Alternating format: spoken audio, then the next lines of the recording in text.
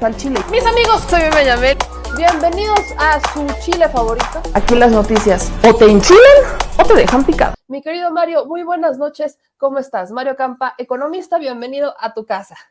Hola, Meme, un gusto estar de vuelta por acá. ¿Cómo están? Buenas noches. Muy bien, mi querido Mario. Oye, Mario, vamos a entrar con el tema de la inflación. Primero, ¿qué es la inflación, no? Para la gente que quizás dice, bueno, como por ejemplo yo, que siempre me dicen, bueno, ¿y la inflación? Y digo, bueno, no.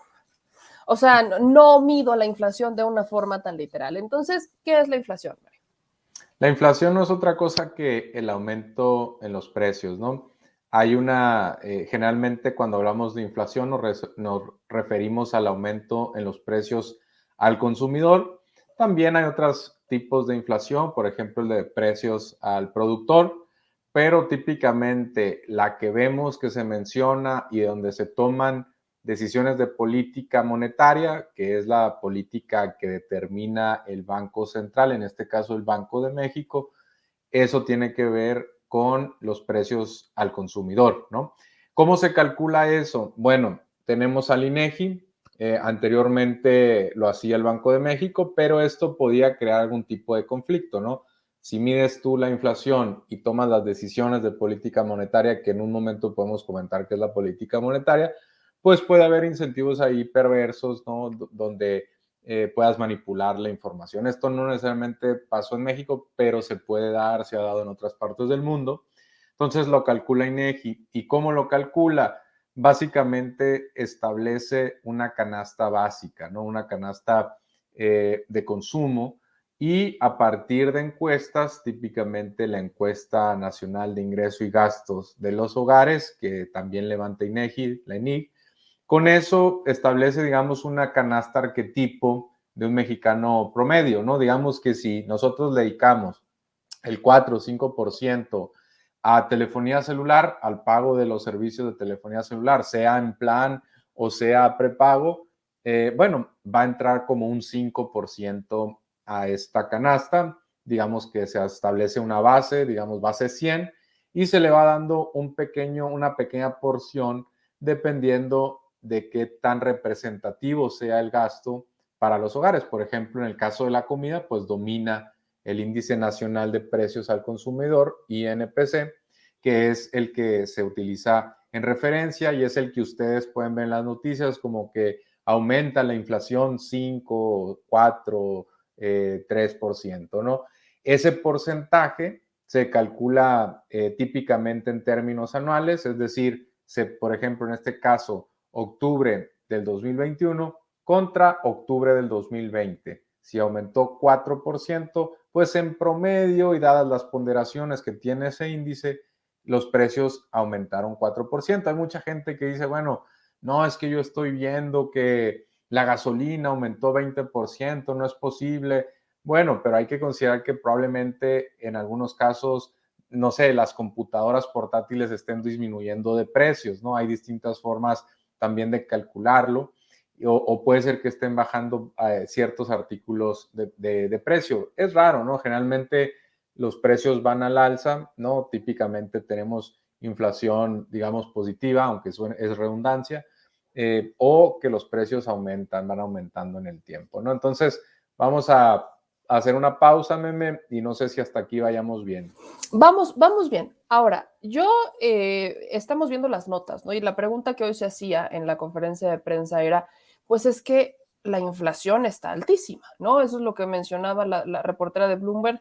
Aquí estoy poniendo, de hecho, la tabla que está publicando el INEGI, directamente de la página del INEGI, donde viene, pues, esta tabla desde enero 2008 hasta enero 2021. Bueno, ya viene aquí hasta octubre 2021. Aquí viene la tasa de inflación del 6.24 y para esta quincena ya hablamos de un 7%.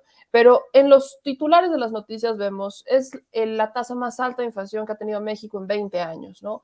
Y es que es la inflación que ha tenido más alta México y es como que se nota evidentemente a tinte de golpe.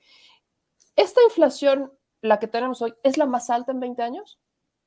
Bueno, sí es una inflación alta para estándares recientes, pero ojo, hay que considerar que por allá de los 80, 70, 90 la inflación pues llegaba a superar 100%, ¿no?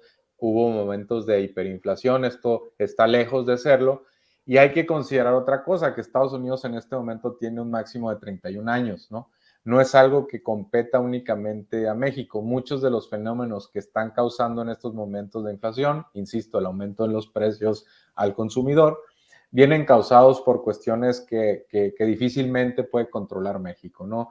Llámese precios de energéticos, llámese confinamientos por la pandemia, llámese aumentos en los precios de los alimentos porque hubo una helada en Colombia o una sequía en Brasil que afectó los precios del café, los del azúcar, los de la soya.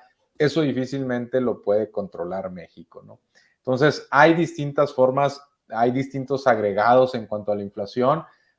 La más importante se llama subyacente, ¿no? Y esta otra que es la no subyacente, son dos componentes esenciales y típicamente la que más importa es la subyacente porque le quita los elementos volátiles a la inflación. Típicamente, ¿cuáles son los volátiles? Los precios de los energéticos principalmente, ¿no? Que pueden aumentar, insisto, porque de un día para otro se derrumba el precio del petróleo o sucede algún fenómeno también que tenga que ver con guerras, con alguna temporada de huracanes, no sé, y eso puede causar grandes fluctuaciones. Y también otra forma de medir la inflación es quitarle esa parte volátil. Ahora, entonces, estamos hablando de que en estos momentos la inflación para estándares recientes es un poco alta, pero comparado con otras partes del mundo estamos viendo cuestiones similares, ¿no? En Estados Unidos es un máximo de 31 años y en México pudiera ser que, no he visto la gráfica reciente, pero sí podría ser que sea un máximo de 20. Ahí tú estás viendo en esas gráficas pues algunos picos, si te fijas en la del 2017, sí tiene que ver con algo que estaba pasando en México, que principalmente son los gasolinazos y también el hecho de que la deuda pues puede ocasionar inflación si eso estimula demasiado el gasto, ¿no? Y especialmente cuando no se va a inversión. En este caso, la política actual del gobierno actual, la verdad es que no genera muchas presiones de inflación porque hay un programa de austeridad que controla el gasto. Entonces, eso también nos da unas pistas de que la inflación viene siendo importada en estos, al menos en estos momentos, ¿no? Gran parte de lo que estamos viendo es importado por la situación atípica que estamos viendo en muchos frentes, ¿no? Pero el más importante es la pandemia, Meme. Entonces, entendamos que el tema de la inflación es una cuestión global por el tema de la pandemia, ¿no? Veíamos que hay, por ejemplo, crisis de chips, que ya no están produciendo chips, hay crisis, por ejemplo, sobre todo en Japón, China, en las manufacturas tecnológicas que ellos tienen, bueno, hay crisis también en el sector energético, hay crisis en el sector automotriz, o sea, hay una crisis porque obviamente estuvieron paralizadas este tipo de, pese a que muchas de ellas son esenciales, estuvieron paralizadas. Hay gente que, por supuesto, dejó de trabajar, cambió el esquema de producción, ahora tienes necesidad de contratar gente, no tienes muchas personas que quieran trabajar o que vayan a trabajar. O sea, son varios factores que afectan de forma diferente a cada parte del mundo. Entonces, mi pregunta ahora va enfocada en cómo, por ejemplo, desde Banjico, que es una promesa que yo escucho cada que alguien entra en Banjico o que cada que hablamos de inflación, Banjico dice, vamos a controlar la inflación. ¿Cómo Banjico entra al quite para controlar la inflación, por ejemplo? Bueno, sí, nomás rápido mencionarlo. En este caso, pues sí, por ejemplo, en el caso de los energéticos, tiene que ver con un aumento en el precio del gas, tiene que ver hasta con malas rachas de viento que ocasionó que la energía eólica en el Reino Unido fuera atípicamente baja. Tiene que ver, como mencionabas, por ejemplo, en el caso de Long Beach y en el caso del puerto de Los Ángeles, con que muchos trabajadores se retiraron porque no querían trabajar durante la pandemia, entonces no han encontrado reemplazo rápido y eso ha, digamos, ralentizado el tráfico portuario, algunos bienes para Thanksgiving y Black Friday y todas estas ocasiones o estas fechas importantes se han visto cómo la oferta se ha limitado y pues evidentemente los hogares con cierta demanda han empujado un poquito los precios hacia arriba, ¿no? Y así podríamos encontrar muchos bienes en estos momentos y pues eso se ha ido juntando, se ha ido acumulando y esto ha generado la inflación mundial, ¿no? Ahora, otro componente importante tiene que ver con las tasas muy bajas que en todo el mundo los bancos centrales redujeron, ¿no? Las fueron bajando para hacer frente a la pandemia, ¿no? ¿Qué es lo que sucede? Cuando se da la pandemia, pues se viene un choque económico fuerte, ¿no? Muchos negocios paran, aumenta rápido el desempleo y entonces los bancos centrales, la gran mayoría, si no es que casi todos, deciden reducir las tasas de interés. ¿Qué es lo que hace esto? Estimula un poco la demanda, ¿no? Si tú, por ejemplo, tienes un CAT en la tarjeta de crédito del 32% y de la noche a la mañana te lo bajan a 27, pues estás un poquito tentado a pasar más la tarjeta de crédito porque sabes que tienes que pagar menos intereses.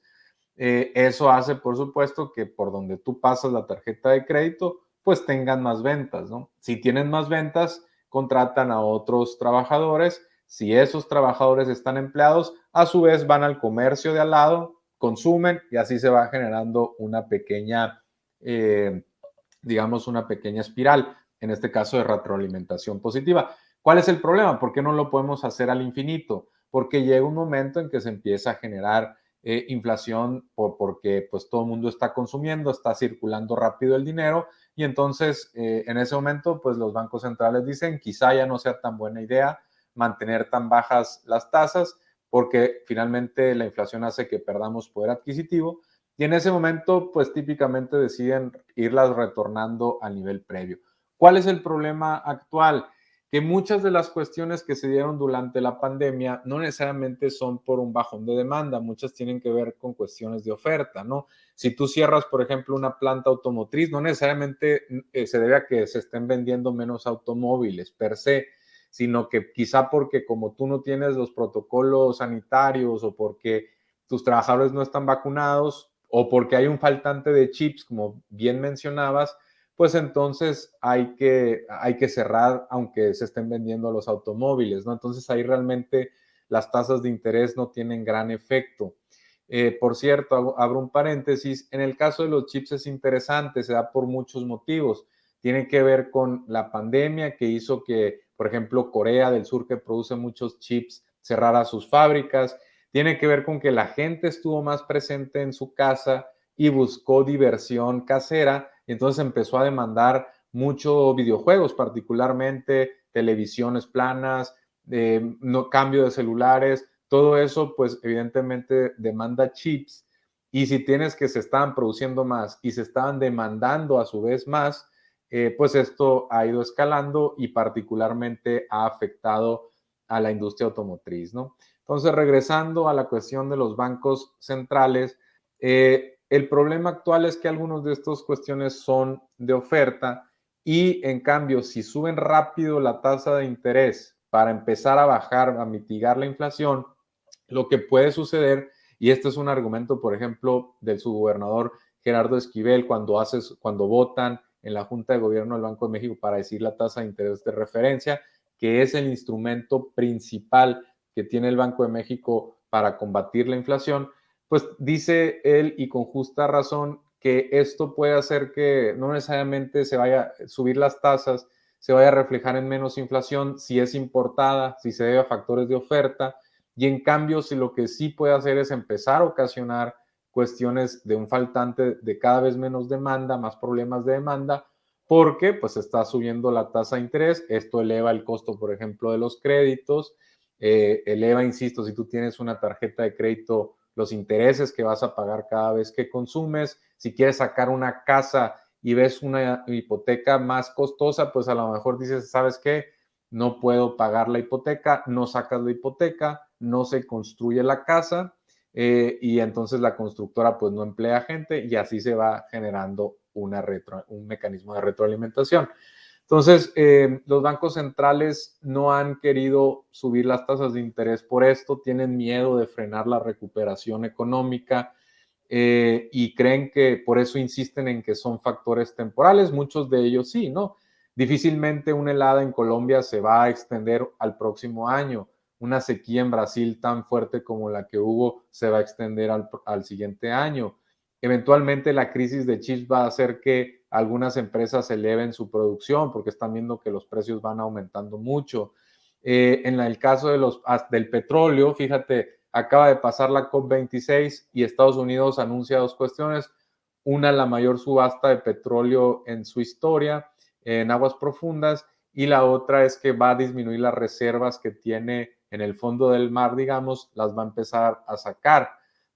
Por cierto, otra cuestión que tiene que ver con la inflación del petróleo es que la OPEP, la Productora de Países Exportadores de Petróleo, ha decidido disminuir un tanto la oferta para que el precio suba y pues es mejor precio para los exportadores, ¿no?